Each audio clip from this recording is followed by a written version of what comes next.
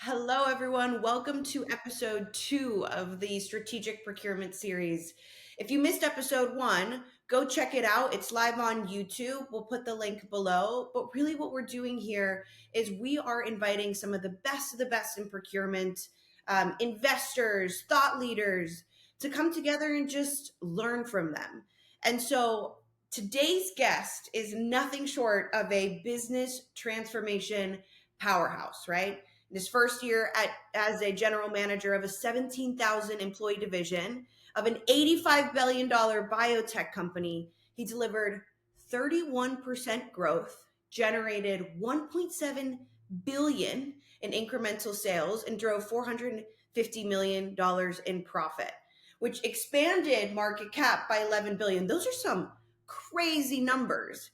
But even before stepping into a GM seat, he was a seven-time, you heard that right, seven-time chief procurement officer at major Fortune companies. Johnson and Johnson, twice, Kellogg's, Kraft Foods, Biogen, Allergen, and CSL Burning, where he led transformations, producing savings of up to 150 to almost 300% over prior baselines. He's architected $500 million profit deals, delivered 299 million a million year at Allergen via his proprietary orchestration platform, and at CSL drove 206 million in savings. Now, these are some huge numbers, so big that I'm stumbling on my own words. He holds an MBA from Columbia, a master's from Stevenson's, a BS in engineering from the United States Merchant Academy. Please join me in welcoming Walter Charles III. Walt, thanks Hey, so much for being here. I'm glad to be here. And wow, that's pretty heck. I'll try to live up to that intro. Fantastic. Oh Hey, my God. listen, it's impressive. It really is. And listen, you've been a CPO seven times. That is incredible. When you think about how the role has evolved, right? When from today versus a decade ago, I'm assuming a lot has changed. Can maybe talk through what has changed and what still needs to evolve? Yeah. First, thanks for having me. I'm glad to be here. I'm glad to share a little bit of my perspective. What's the same, right? I'll start there. There's still a lot of busted, and busted is a term I use endearingly. There's still a lot of busted processes and tools that we are using in procurement. And I think that hasn't changed, right? And I think there's a new raft of AI enabled tools that are going to make for faster, better, cheaper execution, and Mhm. importantly, more robust and more impact driving execution as we go forward. And when I was starting out as a young guy doing chief procurement officer stuff, I would kind of over index probably too much on the gravitas of my personality in a negotiation setting. Right, that was the way I got stuff done. I pivoted about mid career to a much more data intensive understanding of what the heck the world was happening around me. And then I evolved to this finance intensive, the end state of what I did as a CPO. I was actually thinking more like a customer and a finance CFO person, because I saw that the impacts that I was having in procurement could actually transcend just my normal kind of goals and KPIs to something bigger for the broader business and for the patient populations or customer populations we were servicing. So lots of stuff the same, busted. Still a lot of stuff that's busted we need to fix, y'all. Just saying. But also lots of stuff I think that is going to transform. That's going to be game changing in the next decade, in the near term, which is Yeah. fantastic. I love how you position it on how your not only your personality, your thoughts towards technology have evolved, but also your thoughts towards being a partner to the different business units, right? You just mentioned being a partner and advocate or really joining forces and understanding how it works from a CFO's perspective. And I think that's really kind of powerful when you think about some of the ways that we're even continuing to evolve in procurement. And you mentioned something really interesting. You and even in the last conversations that we've had, you you kind of describe yourself as a transformational CPO. And we can see that in the introduction, the numbers that you get, and that you're able to deliver because of this mindset. So when you're thinking and when you're entering a role, and you walk into a Fortune 500 procurement organization, what does transformation kind of typically look like, or how do you even start off on that journey? Yeah. So the great news is there's an expectation that's already been set, right? You get a new job as a CPO. The good news is you've been promoted to a CPO. The bad news is normally they want to do something that's step change better than the prior person that had the job. And so, oh crap, what does that mean, right? So there's a good news, bad news story in that. And so the opportunity here is this.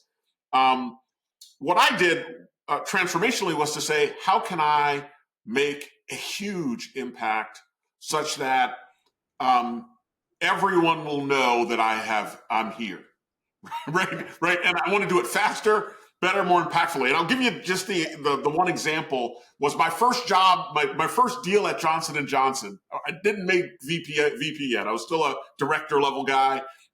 First deal, 4 months in. I get to work on something called a cipher stent. It's a breakthrough new innovative product that has a drug on a medical device that basically is constrained, right? Not enough of these products to go around. In fact, we could get after a much bigger market opportunity if we could figure out how to make more of this stuff, right? So I get there, and my boss says, "Hey, Walt, I need you to save me some money." A lot of money, right? I'm going to give you a ridiculous lot of money savings target. And it was like a $50 million savings target. That was the savings target he wanted. And I was like, wow, that's pretty steep. And I said, this is a sole source deal, right? This is a sole source deal, right? And it's who else can we go to? And does the supplier know that we can't go anywhere else but them? And so help me understand, where's my leverage point, right? What's going on there? Well, the great news is, in my first deal, not only did we, we delivered $100 million in lift, right? By the way, first deal in 4 months at Johnson & Johnson. Not bad, huh? Not bad, Walt. Not bad, right? Not bad. So people all of a sudden were like, wow, he did this with a sole source relationship with our largest product. But that's just looking at it through my KPI lens. Through the business's KPI lens, we were able to enable $500 million worth of incremental profits for our operating company. $500 million with a B. And so if I had zoomed out, and we were able to save more patients' lives and make sure patients had the opportunity to get a drug-eluting stent, which from a mortality perspective and a patient safety perspective, it prevented your arteries from being reclogged once you implanted this device because of this. So it was a breakthrough product. It was, I think, the first combination product. And by the way, it got me a President's Award, and it got me promoted to vice president. That was the deal that unlocked a whole boatload of goodness for my career personally, and professionally changed my life. And I didn't think it was a big deal until they had at J&J a vice president above's meeting, and they called like 1,000 people. We had 100,000 people. They had 1,000 people. Top 1% of the people were VPs in the business. And I looked around, and there were a bunch of gray hairs and Walt. And I was like, wow, I think we did okay. Walt, I think you did okay. It's all good. Exactly. That's a wonderful story. And, it makes me think about how you were able to execute on that, right? When you think about even just transformation and thinking about how you did it before, right? Many times, I think I'm quoting you when I say this, that you had to use brute force to get things done in the past. And even I'm sure if we kind of dissect the approach that you took, even with this negotiation and the story that you just told, is there were some elements of kind of brute force. Can you maybe like unpack that and let's talk about like, what did it take, and why do you think AI and technology, if you think AI and technology is going to change the game, kind of how does that change maybe the way that you're thinking about this brute force, or you're thinking about transformation in the future? Yeah, so brute force for me translates to manual intensive processes that we were using to kind of get after answering the question of how do I award this thing, right? And and I call it the P times Q problem. Every single bid we do, we're taking a price times a quantity. We're then calculating a dollar value, right? And then we're summing all of the SKUs up with that dollar value to figure out how much is it going to cost me to buy that stuff from this particular supplier. Yeah. Yeah. That is an incredibly labor-intensive, error-prone set of processes, right? And we were using Excel XP back then, right.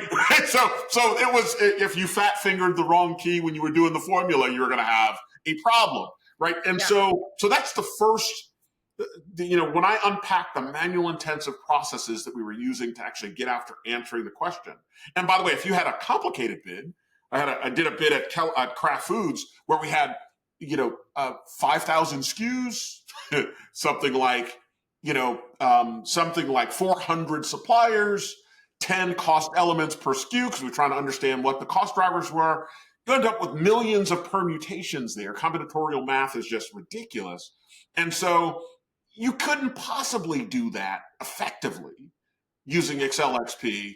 And so that's the first manual intensive step. And then at Kellogg's, we had black belts that we would have help us do the black belts, Six Sigma black belts that would help us unpack the cost drivers for the bids we were doing. And I did this really cool experiment when I got there. And I said, give me all the projects we did the last, 5 years, and give me the outcomes. How much did we save? And then tell me who the players were. And most of the stuff was rounding error. They didn't get a lot of savings.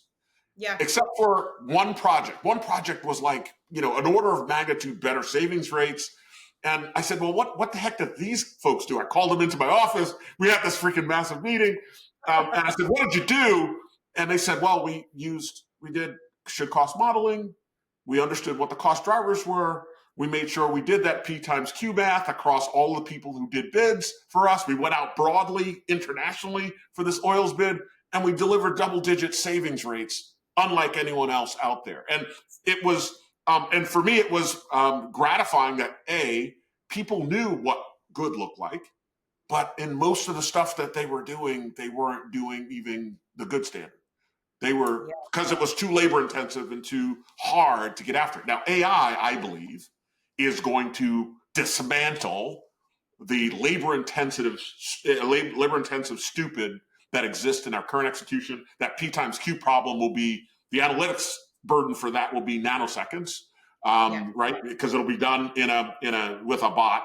And by the way, there are now optimization engines that can do that faster, but you need specialized skill sets on your team to actually unpack the value from optimization. I did it with the optimization engine at Kellogg's, but I think those are some of the areas where the soul crushing work that your team is struggling with is going to be totally kind of taken out as you get after it. So. Oh, absolutely. Absolutely. And what you're saying is truly music to my ears, because as someone who had to go into negotiations myself, felt like we were going in blind many times, because if you didn't have the kind of skill set to do a should cost analysis or the knowledge, it almost felt like you were going into negotiation and they would call you and be like, can I do a 5% increase? And you'd be like, how about a 2% savings? And you're going in throwing numbers at each other.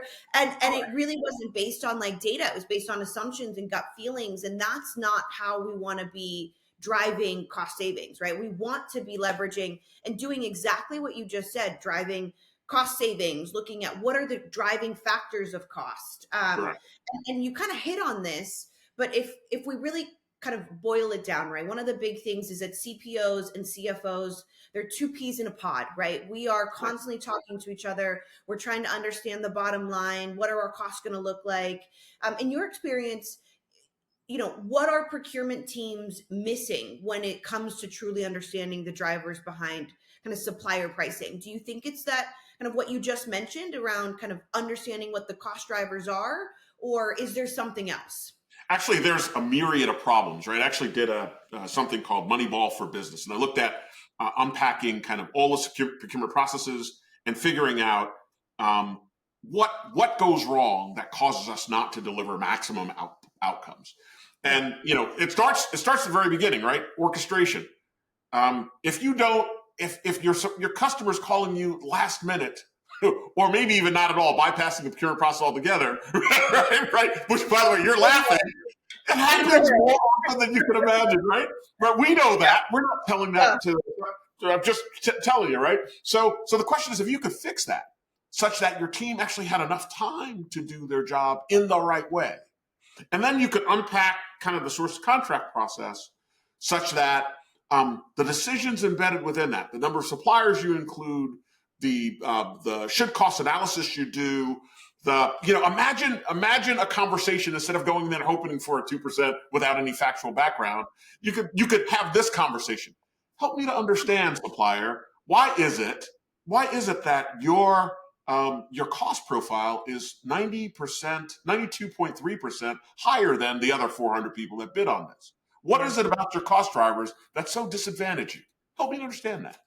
Oh my God! And watch just the impact that will have on taking the stupid out of your cost and getting to something that looks more like real cost for your business. And so that's the power of data. And I think data, I'll be talking at Reuters next month, and they're saying, "Hey, Walt, you've gone from backroom to boardroom.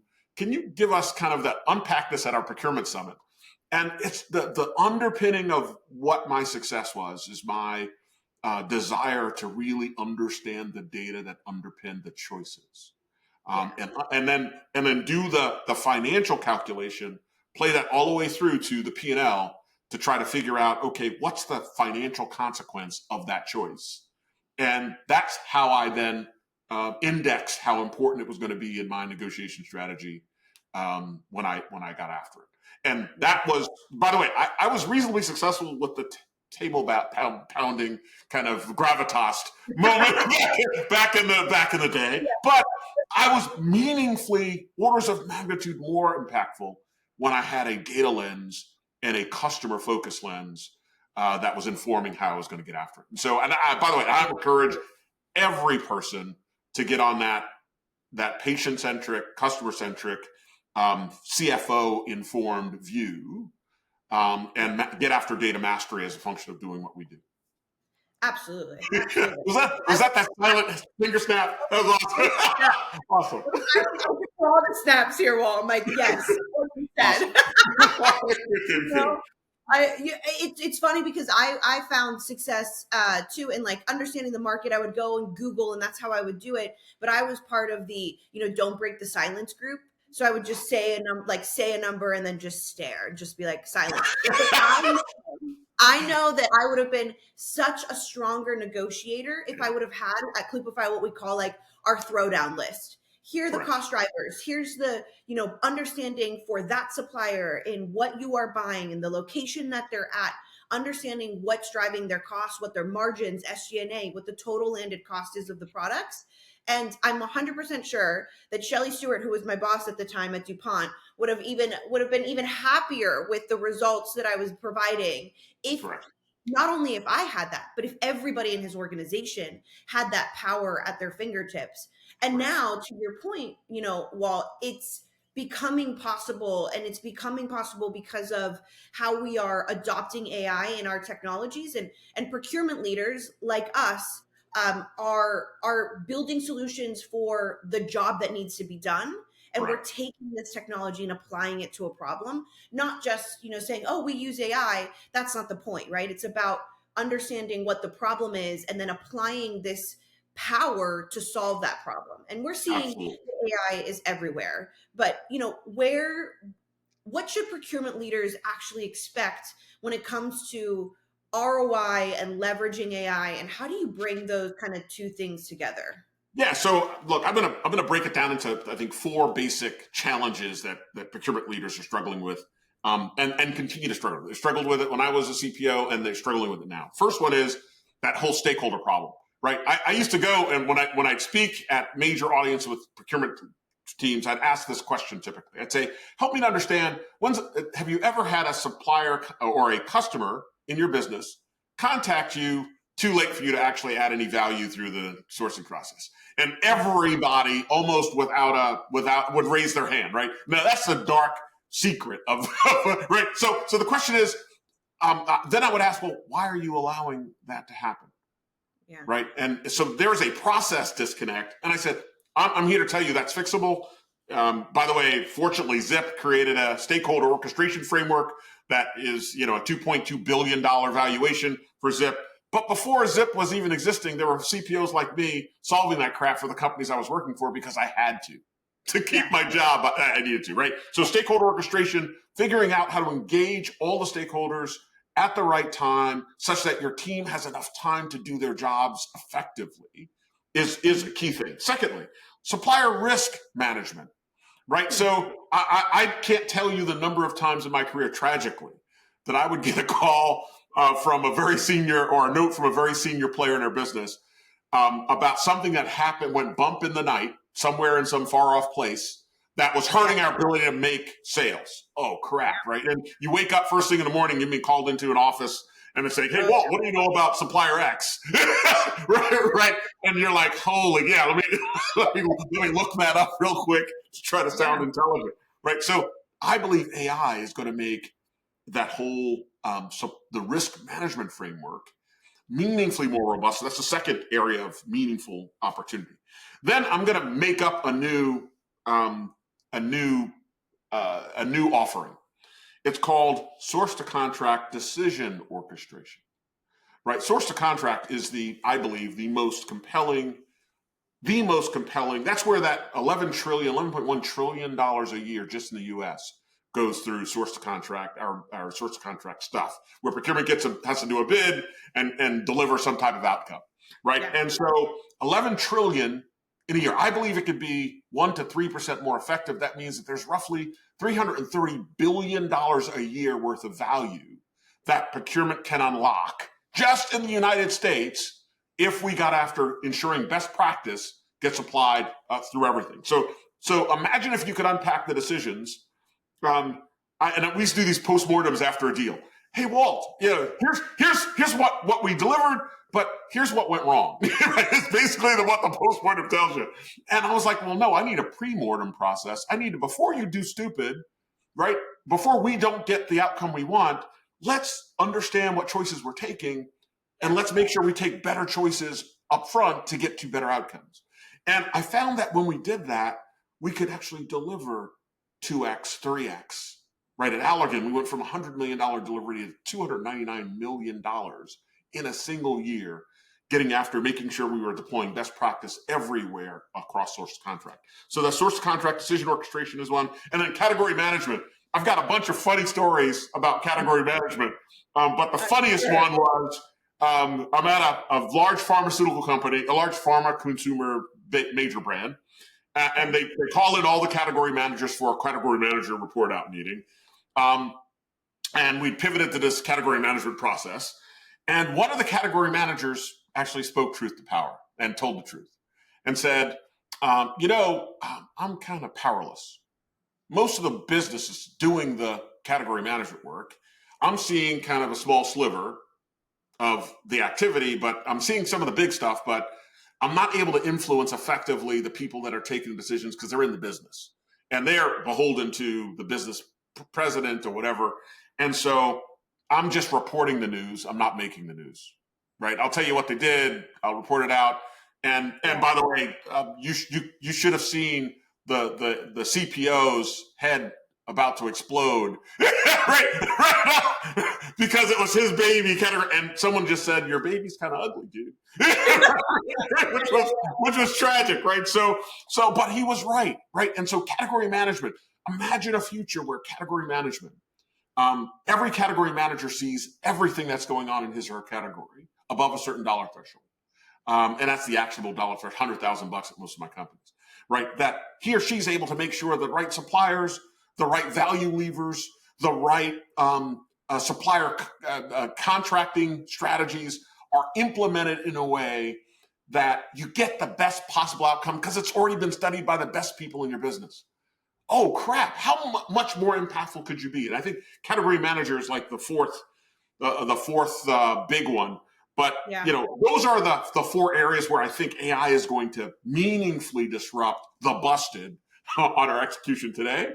Yeah. And I'm envious of you young folks who are now embarking on being CPOs at this Yeah. juncture, at this time, because it's going to be transformational if you boldly go after fixing the busted. Right. Yep. And I'm concerned that CPOs tend to have a certain kind of personality archetype that's less fix the busted, more kind of just run the business and not make any waves. I think we need to shake it up, and because we've got $330 billion worth of lift that we can collectively deliver in the U.S. if we figure out how to make sure best practice is deployed everywhere, and in those four areas, because they're high impact areas.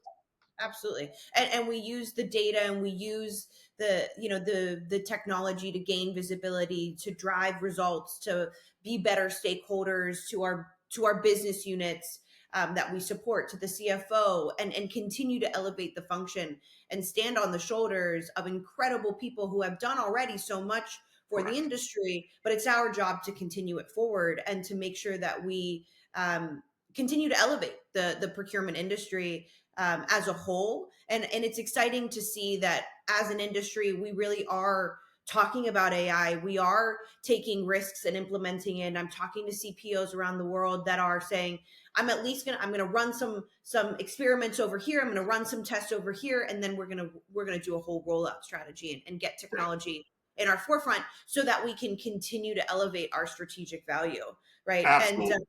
And that's really, really fun to see and really exciting. And I'd be remiss, you dropped the name earlier in Shelley Stewart, right? So I'm gonna genuflect in public here, and I'm gonna Yes. make sure this gets sent out to the 30,000 people that follow me on LinkedIn once you package it up, right? So, but Shelley Stewart is a luminary in our business. He's a guy, by the way, that I called a mentor to when I was coming up through the ranks.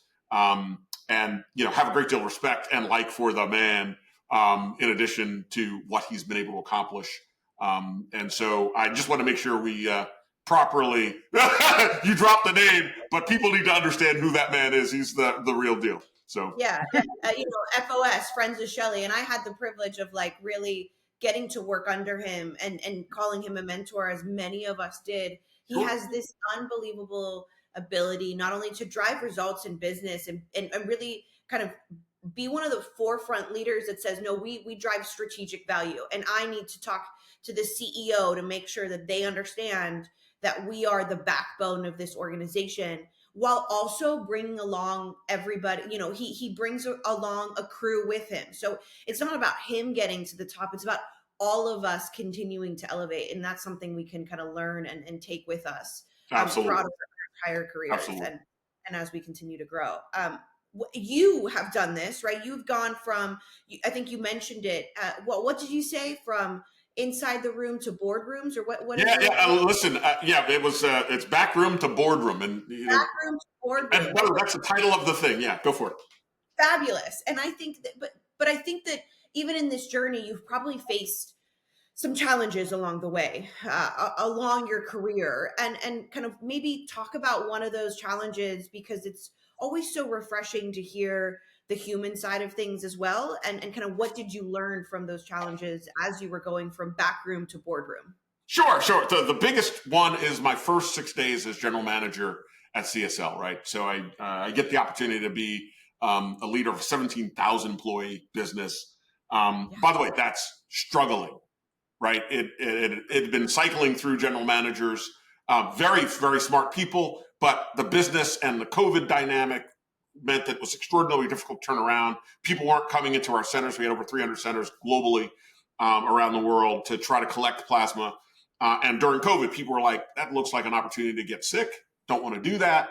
Yeah. And so they stopped coming in. And there was a precipitous drop off in plasma donations as a result. And so I take this job stupidly, probably stupidly, right? It was an intelligence test and I failed, right? Because I believed that I had, I've always bet on myself. I believe that by the way, there hasn't been a problem, and I'll say this kind of brashly. There hasn't been a business problem that was solvable that I wasn't able to solve in 2 days. Like, come up with a strategy, study the data. Now, I didn't sleep in those 2 days, but I come up with a strategy, figure out what the deal is, get after it, right? And so I thought this would be a similar construct. I get in 2 days, solve the problem. In fact, I told my wife, I said, this could be cool. I'll solve a problem that people are struggling to solve, right? And save more patience. And after the second day, I'm seeing nothing. Right? 2 days of no sleep. I'm getting as much data, ingesting as much data as I possibly could about how the business works, what the challenges were. Oh crap, nothing. Day 3 and 4, similarly, kind of no insight, nothing. By day 5, I'm saying, oh crap, I'm maybe over my skis, dude. Maybe the problems here are so big that you'll never get past it, and your career is now over, Walt. Good luck with that. But on the 6th day, something really cool happened, right? It was 3 people came in my office: the IT leader, the head of marketing, and one of the marketing managers, marketing directors. And they say, well, we're going to be rolling something out in 5 months because we've got this cool app that has 1.6 million donor and donor prospects in it, we're going to digitally market to them for the first time in the history of our 100-year-old business. And I was like, cool. Why are we waiting 5 months? And they said, well, because we've got to roll out this new platform to get after it. And I said, well, we're not doing it in 5 months. We're going to do it like next Monday, right? I'm going to figure out who I need to contract with to bolt on the tools, capabilities to make it happen. And then I made 3 phone calls. I called my boss, I called the head of IT, and I called the commercial leader. And I called my boss and I said, sir, I just did the math. We're going to send out 11.2 million messages to 1.6 million people and hope that we get better than a 9% response rate, which is what we get with postcards. And basically, that was the key seminal insight that changed fundamentally how we were going to deliver value. And I pulled forward this 5-month thing, and we started on Monday. Because and I said, look, it won't be a contracting gap because my procurement guys, I was just a CPO. I said, oh, I know my procurement guys already have the deals. They've already been inked. So I just need to get the people. So get me the JDs of who you need. Let me figure out who can do the deal. And whoever lands the best team is going to get the business on Monday. And then I need to figure out a funding source, which was, okay, instead of spending a bunch of money on awareness to try to get people aware of what's going out there for marketing, we're going to pivot that to conversion, getting people in the door. And so we pivoted millions of dollars worth of investment there. And so I was able to snatch out of what looked like in my 5th day, on my 5th day, the defeat, right. Yeah. On the 6th day, a game-changing 31% growth, driving $1.7 billion worth of lift in a single year, $11 billion worth of market cap lift, and had the privilege of talking to it on 2 world stages. One was the Salesforce Dreamforce conference in 2023, and then at a Reuters conference, Reuters podcast, where, and by the way, it was the most proudful moment because our team did something that no one in the business thought was possible. We were able to turn around a business that was critically important to our business and get our margins back to where they needed to be globally. And I'm, just delighted to have had the opportunity as a 7-time CPO to get the rock and to do a GM gig. But my passion has always been in procurement. But that was people don't talk about the defeat side of that enough, because the challenge for me felt at the time like this will be the first time in my entire life that failure will be the only outcome. Oh crap. Failure was never an option for me growing up, but I was able to actually double clutch it and get after delivering extraordinary lift. And then we stayed on the double-digit trajectory for my 2nd year. And we had some massive challenges around contracting that we had to sort. What I hear from you all is, one, bet on yourself, right? I think even when things seem impossible, continue to bet on yourself. Don't give up. Continue to challenge the status quo. And just because it was done like that before, it doesn't mean that it needs to always be done like that in the Correct. future. And so those kind of three nuggets are what allowed you to show this kind of this success and to achieve these results, because another version of you by day two would have said, "Oh, well, I tried, this is Exactly. what It is what it this is what I can do," is. Yeah. right? And then, but this version of you was, hey, I'm going to continue to bet on myself, continue to research, look for the data, and figure out a way to solve this problem. And it was clear that perseverance, that dedication, that belief, that core found belief in the fact that you can, is what's gonna it what probably allowed it got you through this challenge. But it's something that if we go back to all the things that you were able to achieve in your career, is probably a common theme that you're going to see throughout all of that. Correct. And, and by the way, for me, I remember the moment. It was when we won a championship in third grade for basketball in this New York, right. We were underdogs and we beat this team. And I remember willing the win, right? Being able to say, I refuse to lose here. And bad news got the bad news. The bad news was the name of the team that was going to thump us. right. And apropos New York, third grade basketball team. And they ended up losing to us in the championship game. And that for me was the first time I got the feeling of, oh yeah, you can actually influence the outcome on a lot of stuff. You just need to attack it differently than the way you've always attacked it. And so that was the seminal start. Absolutely. Well, you have dropped some wonderful nuggets for those that want to stay in touch, that want to continue to kind of learn from your experiences, follow your journey. What is the best way for our listeners today to stay in contact or to follow along with you? So best way first is email, right? So Walt Charles @gmail.com. Please reach out, hit me up if you got a question. Second, follow me on LinkedIn. My LinkedIn actually maps to my blog, and so you'll be able to through LinkedIn get to my blog. There are 30,000 people that already follow me. By the way, I think it's at most of the companies I worked, I was the most socially networked person in the business, which was pretty cool. And here's what I would encourage. I'll leave you with this. My grandmother used to say, "If your horse is dead, dismount." Right. Right. And in this case, the horse is a metaphor for your process, your strategy, your tools.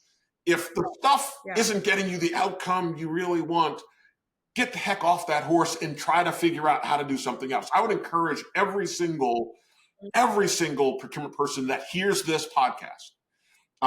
If there's something busted in your execution, I guarantee you someone in my network has figured out how to solve that.